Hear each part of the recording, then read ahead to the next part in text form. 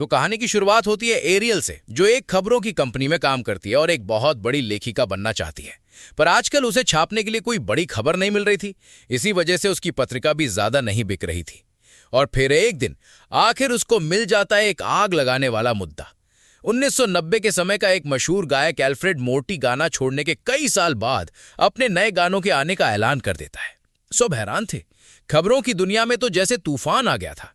और हैरानी तब हुई जब पता चला कि मोर्टी अपने गाने लॉन्च करने से पहले सिर्फ 6 मेहमानों को अपनी खास जगह पर बुला रहा है, वो गाने सुनाने के लिए। इन मेहमानों में हमारी कहानी की हीरोइन एरियल के साथ उसका मालिक, एक बातचीत वाले शो का मेजबान, सोशल मीडिया का एक बड़ा नाम, एक तस्वीरें खींचने वाला जो बड़े लोगों की तस्वीरें लेता है, और साथ ही उस समय के एक मशहूर रेडियो वाले को भी मोर्टी ने बुलाया था। उस जगह पर पहुंचने पर सबको सब कुछ तो ठीक ठाक लग रहा था, बल्कि अच्छा लग रहा था। पर आते ही इन सभी से इनके फोन और लैपटॉप वगैरह ले लिए जाते हैं, जिनसे ये लोग बाहर की दुनिया से बात कर सकते थे। बहाना ये बनाया गया है कि इस जगह कोई भी बिजली का सामान चलाना मना है। पर वापस जाते हुए इनको ये सब वापस कर दिया जाएगा। पर एरियल को इन सब चीजों से अजीब सा महसूस होने लगा था। खैर, कुछ ही देर में महफिल शुरू हो जाती है, जिस मकसद के लिए ये सब लोग यहाँ आए थे। और इसी महफिल के दौरान इनको सबसे चौंकाने वाली बात ये पता चलती है कि मोर्टी एक अजीब से समूह का हिस्सा है। और इस जगह पर आए सभी लोग सिवाय इन 6 के उसी समूह के लोग हैं। वो सब अपने आप को वफादार बुलाते हैं और सबने एक जैसे कपड़े भी पहने हुए हैं। यहाँ की अजीब चीजें, लोगों की अजीब नजरें और हरकतें ये साफ बता रही थी कि मोर्टी की इस जगह में कुछ तो गड़बड़ है। एरियल को यह समूह ठीक नहीं लग रहा था, तो वो उसी महफिल में इस समूह के बारे में और जानने का फैसला कर लेती है। खैर, दिखाया जाता है कि उस जगह पर इनको हर किस्म की सुविधा मिल रही थी, यहां तक कि मालिश भी।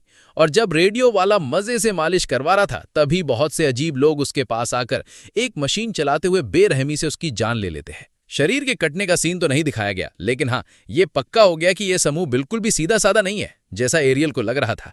मोर्टी ने भी इनको किसी खास इरादे से ही बुलाया है। यहां तक कि अगली सुबह तो बचे हुए इन 5 लोगों पर नजर रखने के लिए पहरेदार भी लगा दिए जाते हैं, जो बस अब उनका साया बनकर घूम रहे थे। और एरियल को इनसे सबसे ज्यादा चढ़ हो रही थी। दौड़ते हुए एरियल को मोर्टी दिख जाता है, जो अपनी तस्वीर बनवा रहा था। एरियल उसके पास आकर सवाल करती है, मैं जानना चाहती हूं कि आपका ये समूह काम कैसे करता है। मोर्टी कहता है, ये किसका सवाल है? तो वो कहती है, मतलब पूजा पाठ, जैसे ईसाई चर्च जाते हैं, हिंदू मंदिर जाते हैं और मुस्लिम भी तो अपनी दुआएं करते हैं, ऐसे आपका समूह क्या करता है, किसको मानता है?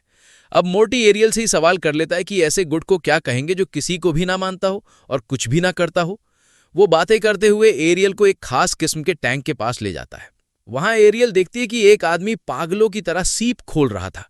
वो अपने काम में इतना डूबा हुआ था कि एक सीप खोलते हुए उसका हाथ भी बुरी तरह जख्मी हो गया, लेकिन उसने अपना काम नहीं छोड़ा। एरियल पूछती है, इस सब का क्या मतलब है? तो मोर्टी बताता है, हम सब लोग ये करते हैं सिर्फ ये एहसास लेने के लिए कि एक मोती की कीमत इन 100 सीपियों से ज्यादा है। और ये हमें सबक देता है कि दुनिया में हर चीज बराबर नहीं, और इस चीज को मान लेना एक बहुत बड़ा एहसास है। एरियल को इसकी ये बातें खैर समझ तो नहीं आई थी, लेकिन वो अपने कमरे में चली गई। अगली सुबह जब वो तैयार हो रही थी तो बहुत से लोग उसके कमरे में आ गए। मोर्टी को बताया जाता है कि ये सभी वफादार लोग उसे तैयार करने के लिए आए हैं। सब कुछ तो ठीक था, लेकिन एक वफादार ने बहुत ही अजीब सवाल एरियल से किया, क्या तुमने अपने शरीर की निजी सफाई भी की है? एरियल पूछती है, इससे आप लोगों का क्या लेना देना? मैं इस बात के लिए तो पक्का हूं कि मुझे ऐसी जगह से नहीं देखा जाएगा। वफादार कहती है, हाँ, नहीं देखा जाएगा, लेकिन फिर भी हमारा ये नियम है, औरत हो या मर्द, यहां पर निजी सफाई बहुत ज्यादा जरूरी है, और मोर्टी ने भी इसी चीज के लिए हमें यहां पर भेजा है। खैर, तैयार वगैरह होने के बाद इनको महफिल में ले जाया जाता है। इस वक्त महफिल में इन 5 लोगों के अलावा और कोई नहीं था जो बाहर से आया था। यहां पर मोर्टी अपना नाच गाना शुरू कर देता है।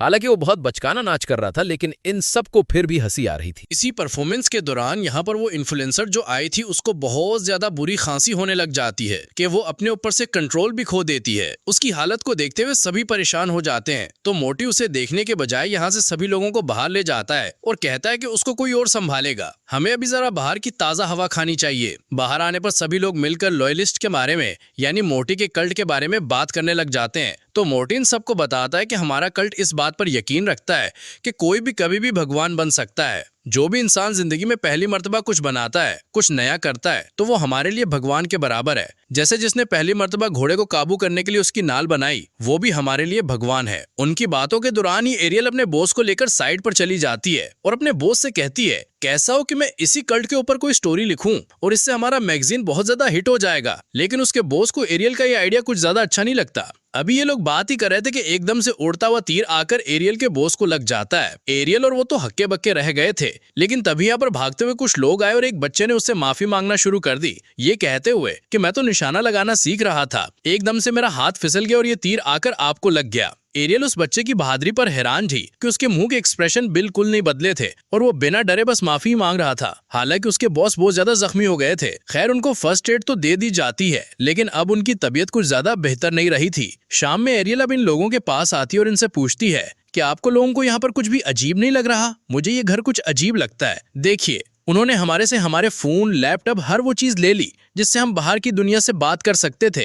वो हम पर 24 घंटे नजर रख रहे हैं और क्या पता उन्होंने यहाँ कोई कैमरे या माइक फिट किए हों और अब हमारी बातें भी सुन रहे हों। ये सारे एरियल की बात समझते नहीं, उल्टा एरियल के ऊपर ही हंसने लग जाते और कहते हैं, तुम्हें क्या लगता है मिस्टर मोटी ने इतना बड़ा सेटअप सिर्फ इसलिए किया होगा कि वो हमारे फोन छीन सके? एरियल को जब एहसास होता है कि ये लोग तो कुछ समझना ही नहीं चाह रहे, तो यहाँ से चली जाती है। लेकिन खुद उसने फैसला कर लिया था कि अब वो और यहाँ ज्यादा नहीं रुकेगी। सुबह होते ही वो अपने गार्ड से नजर बचाते हुए अपनी खिड़की से जंप कर देती है। उसका सबसे पहला प्लान और टारगेट था अपने फोन को ढूंढना। उसे इसी कंपाउंड में एक अजीब सी जगह दिखती है जो कंपाउंड से जरा हटके थी। उसे लगा कि इसी के अंदर कोई राज छुपा होगा, इसीलिए उसके अंदर चली गई। ये जगह काफी अजीब थी। दिखने में एक बार था, लेकिन यहाँ पर बहुत सारे जानवरों के कटे हुए सर और जिस्म के हिस्से रखे हुए थे, जिससे साफ जाहिर था कि ये कल्ट कोई ना कोई रिचुअल्स भी करते रहते हैं जिनमें जानवरों की कुर्बानी भी दी जाती है। खैर अभी उसका असल मकसद अपने फोन को ढूंढना था और फाइनली उसे यहाँ ढूंढते हुए एक बास्केट में अपने सेलफोन और लैपटॉप दिख भी जाते हैं। और एक और चुंगाने वाली चीज जो हमें दिखाई जाती है और एरियल को नहीं दिखती, वो थी आरजे की लाश, जिसे मूवी के तकरीबन शुरू में ही मार दिया गया था और उसकी लाश को यहाँ छुपाया गया था। यहाँ पर जितना माहौल वो देख चुकी थी उससे वो पहले ही बहुत ज्यादा डर चुकी थी, इसलिए वो जल्दी से अपने रूम में आती है, अपना सामान पैक करती है और मोटी के पास जाकर कहती है कि मुझे यहाँ से जाना है। मोटी उससे पूछता रह जाता है, क्या हुआ? तुम्हें क्या किसी ने यहाँ पर कुछ कहा है? तुम्हें किसी ने डराया है क्या?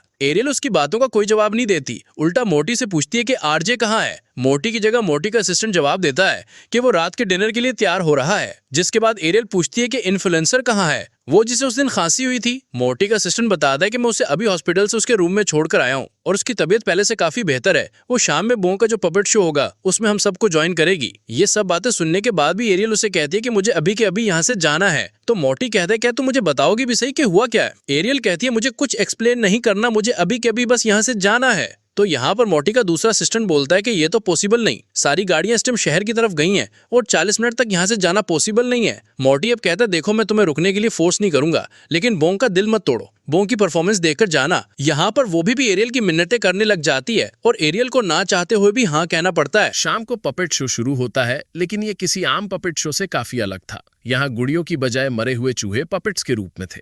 ये चूहे उन 6 लोगों को दिखा रहे थे जिनमें एरियल, उसका बॉस आरजे और कुछ इन्फ्लुएंसर शामिल थे। एरियल को ये सब देखकर थोड़ा अजीब तो लगता है, लेकिन वो कोई प्रतिक्रिया नहीं देती। वो जिस बीन बैग पर बैठी होती है वो अचानक हिलने लगता है। घबराकर वो उड़ जाती है और तभी कुछ बाहर निकलता है। ये कोई जानवर नहीं बल्कि जिंदा एमिली थी, जो पिछले दिनों गायब हो गई थी।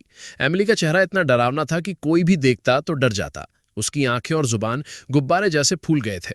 एरियल गुस्से में मूर्ति से पूछती है, क्या हुआ इसे? मूर्ति बड़े आराम से जवाब देता है, इसने एक केमिकल पी लिया था जिसकी वजह से पानी वाली जगहें फूल जाती हैं। ये कहते हुए वो एमिली की फूली हुई आंख को छूता है और वो आंख किसी गुब्बारे की तरह फट जाती है, जिससे पानी मूर्ति के मुंह पर गिर जाता है। मूर्ति गुस्से में चिल्लाता है। अब एरियल के दोस्तों को भी समझ आ गया था कि यहाँ कुछ गलत है। जब वे यहाँ से भागने की कोशिश करते हैं तो लॉयलिस्ट उन्हें पकड़ लेते हैं और एरियल के साथी और बॉस को पेट में चाकू मारकर मार डालते हैं। वे एरियल को भी मारने वाले थे, लेकिन एरियल किसी तरह एक आदमी को धक्का देकर खिड़की से भाग जाती है। वो एक घर में छिप जाती है जहां वो देखती है कि ये लॉयलिस्ट का म्यूजियम है। यहाँ पर उसे आरजे का कटा हुआ सिर और वो केमिकल दिखता है जिसे पीकर उन्होंने इन्फ्लुएंसर को मारा था। यहाँ पार्टी की तैयारियां चल रही होती हैं। एरियल को समझ में आ जाता है कि ये लोग मर्डर करके ही पार्टी मनाने वाले थे। तभी एक गार्ड विंडो से अंदर आकर एरियल को पकड़ लेता है और उसे मारकर बेहोश कर देता है। जब एरियल को होश आता है तो वो देखती है कि वो अपनी दोस्त के साथ एक कुर्सी से बंधी हुई है और सभी लॉयलिस्ट उत्सव मना रहे हैं। उनके हाथ में शैंपेन थी जिसमें जहर मिला हुआ था। लॉलिस्टों में से एक लड़की शैंपेन एरियल की दोस्त को पिला देती है, लेकिन जब वो एरियल को पिलाने वाली होती है तो उसे दया आ जाती है। वो एक्टिंग करती है कि वो एरियल को जहर पिला रही है, लेकिन असल में वो उसकी रस्सी खोल रही होती है। इस बीच गलती से उसके पैरों से एक आग का बर्तन टकरा जाता है और आग स्टेज पर फैल जाती है। मूर्ति के कपड़ों में भी आग लग जाती है और वो जलते हुए खुद को बचाने की कोशिश करता है। एरियल को मौका मिल जाता है और वो वहां से भागने में सफल होती है। अगली सुबह वो पुलिस को लेकर उसी कंपाउंड में आती है। अजीब बात यह थी कि मूर्ति वहां पियानो बजा रहा था और उन 5 लोगों की लाशें रखी थी जिन्हें उसने मार डाला था। बाकी सभी लॉयलिस्ट गायब हो चुके थे। पुलिस ने मूर्ति को गिरफ्तार कर लिया और सीन कट हो गया। 2 साल बाद एरियल अब एक मशहूर राइटर बन चुकी थी और एक आरजे को इंटरव्यू दे रही थी। उसका नॉवल बहुत हिट हुआ था। उसी नॉवल में उसने मोती के कल्ट के बारे में लिखा था और उसी वजह से वो जल्दी ही मशहूर हो गई थी। एक दिन मोती का वकील एरियल से संपर्क करता है और उससे मिलने की इच्छा जताता है। एरियल को यह थोड़ा अजीब लगता है, लेकिन वो उससे मिलना चाहती थी क्योंकि उसे अपने कुछ सवालों के जवाब चाहिए थे। वो जेल में मोती से मिलकर उससे सवाल करती है, तुमने उन लोगों को क्यों मारा? मोती जवाब देता है, मैंने बदला लिया क्योंकि वो आर्टिस्ट को क्रिटिसाइज करते थे और हमारे कल्ट में आर्टिस्ट को भगवान माना जाता है। फिर एरियल पूछती है, बाकी लोग कहाँ हैं? मोती बताता है, वे दुनिया में आम लोगों के बीच छुपे हुए हैं और अपने कल्ट के बारे में दूसरों को बता रहे हैं। इसके बाद वो एरियल को उसका नावल दिखाकर धन्यवाद करता है। एरियल शॉक्ड हो जाती है क्योंकि अब उसे समझ में आता है कि उसने कितनी बड़ी गलती की है। मोती ने यह सब प्लान किया था ताकि वो अपना कल्ट दुनिया में फैला सके। एरियल को दुख होता है कि उसने अनजाने में इस कल्ट को पूरी दुनिया में पहचान दिला दी। अंत में एरियल मोती से सवाल करती है, मैं ही क्यों? मोती जवाब देता है, तुमने किसी से कुछ नहीं चाहा, तुम साफ दिल की थी, इसलिए हमने तुम्हें चुना। अब तुम्हारी वजह से हमारा कल्ट दुनिया में फैल चुका है और लोग तेजी से हमारे कल्ट का हिस्सा बन रहे हैं। एरियल को अब एहसास हो गया था कि उसने बहुत बड़ी गलती की थी और फिल्म यहीं खत्म हो जाती है।